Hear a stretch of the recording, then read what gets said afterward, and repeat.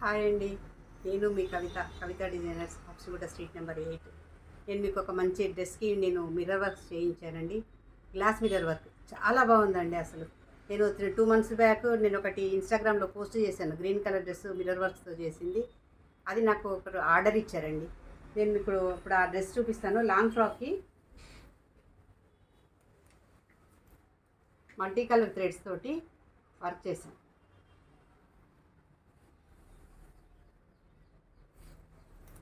చూడండి.